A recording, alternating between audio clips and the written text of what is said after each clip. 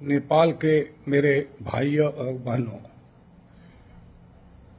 नेपाल का माओवादी नेता प्रचंड, जिसको ये नाम दिल्ली से मिला, प्रचंड सुर्खेत में जाकर के नेपाल की जनता को आतंकित करने का बयान दिया है।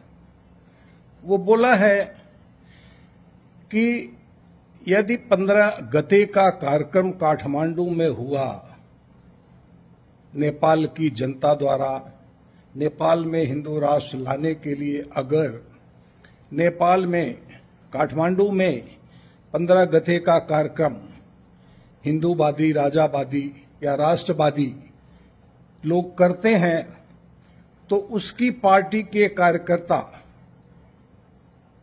नेकपा माओवादी यानी वाईसीएल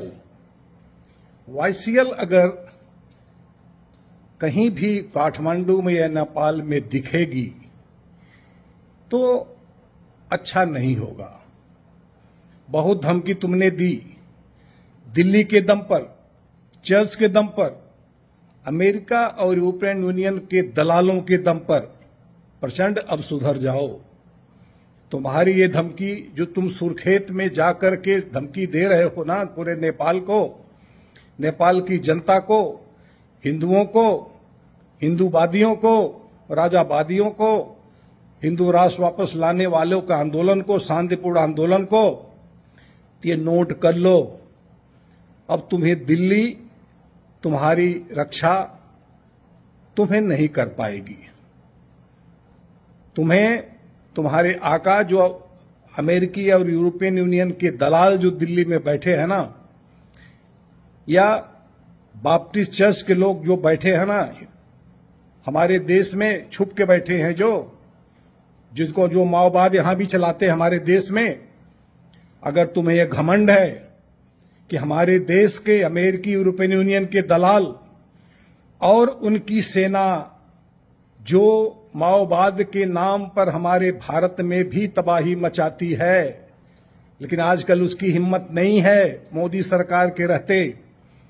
प्रचंड, ये नोट कर लो, तुम सुर्खेत की धार्मिक धरती से तुमने जो बयान दिया है ना, ये तुम्हारे लिए अच्छा नहीं है।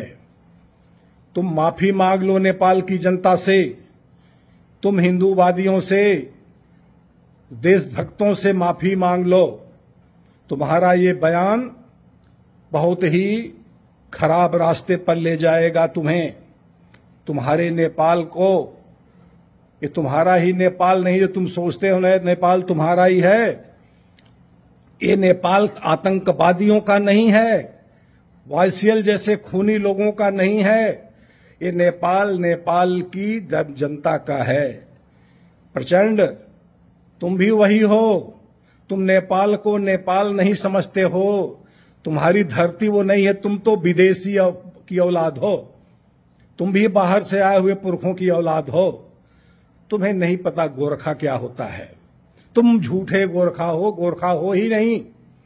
यदि तुम गोरखा होते तो नेपालियों के जो धर्म को बचाने के लिए संघर्ष कर रहे हैं, तुम उनको वाईसीएल की अपने गुंडा, अपने जो आतंकवादी है जो दिल्ली से हथियार पाए थे ना, उनके दम पर तुम्हें धमकी नहीं देते। तुम्हारे माओवादी भारत में भी खत्म हो चुके हैं। मैंने तुम्हारी ट्रेनिंग मैंने देखी कहां कहां हुई है। तुम गुंडे मत बनो। अब तुम शराब पी के बाथरूम के कमोड में ही पानी पियो, तुम्हारी वही औकात है। प्रचंड, अब बकवास करना बंद कर दो। तुम्हारे अंदर वो है नहीं मादा, तुम्हारे अंदर वो ताकत नहीं है कि तुम देशभक्तों को, गोरखाओं को, देश नेपाल की जनता को तुम धमकी दे सको कि तुम्हारे लोग 15 गते के कार्यक्रम में आएंगे और तबाही मचाएंगे। तुमने हश्र देखा ना आतंकवादियों का पाकिस्तान में, तुम्हारी वही मानसिकता है।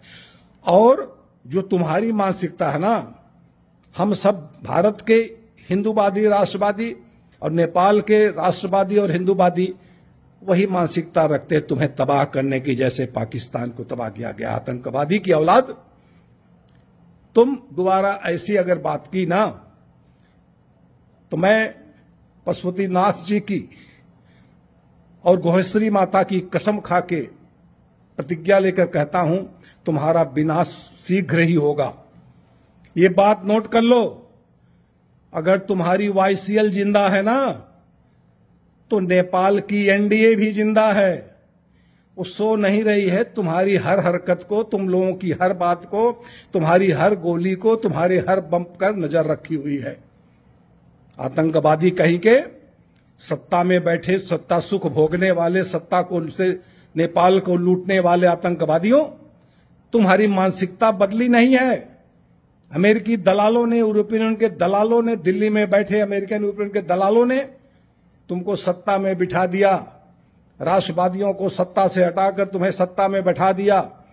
लेकिन आज वो भी जो तुम्हें बैठाएं, वो भी शर्म ले खाते होंगे, उनको भी शर्म आती होगी तुम्हारे इस बयान को सुन के। आतंकवादी कहीं का बेशरम, सुधर जाओ।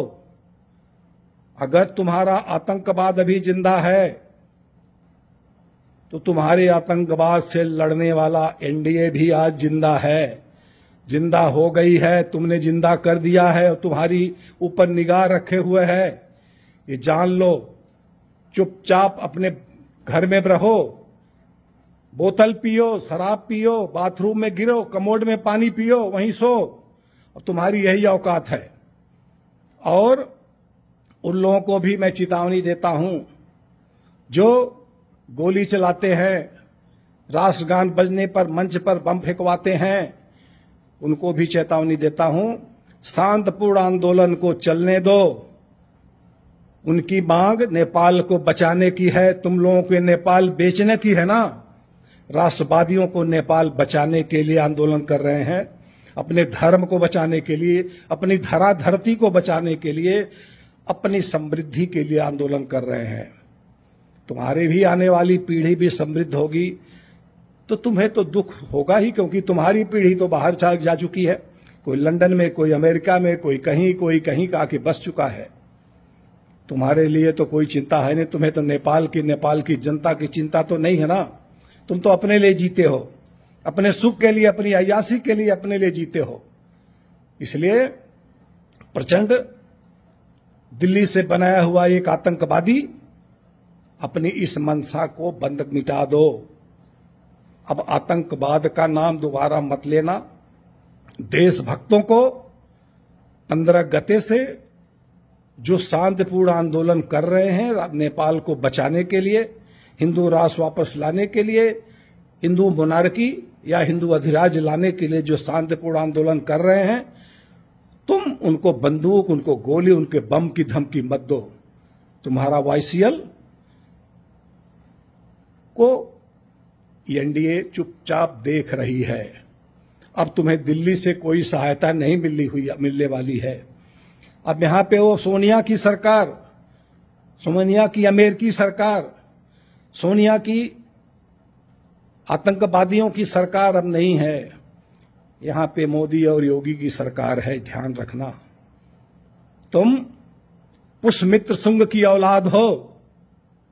पुष्यमित्र शुंग से लड़ने के लिए वहां बौद्ध भगवान बुद्ध की औलादें बैठी हैं, भगवान पशुपतिनाथ जी की औलादें बैठी हैं, माता सीता की औलादें बैठी हैं।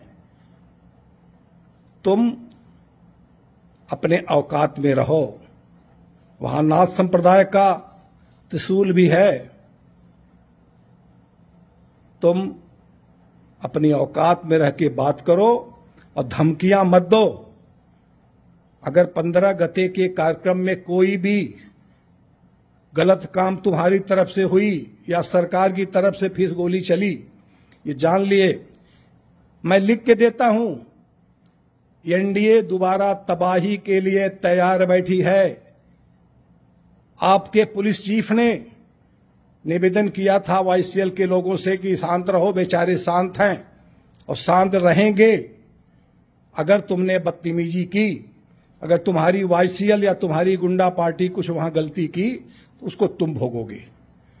याद रखना मेरे नेपाल के भाइयों और बहनों, आप लोग शांतिपूर्ण तरीके से अपनी मांगों को लेकर के पंद्रह गते से आंदोलन को प्रारंभ करिए, अपनी शांतिपूर्ण तरीके से अब आंदोलन करिए। अगर ये गुंडे कुछ करेंगे तो झेलेंगे, डरने की आवश्यकता नहीं है। आप लोग वीर बांकुरों की औलाद हो, लड़ो, आंदोलन करो। जय नेपाल, जय भारत, नमस्कार, धन्यवाद।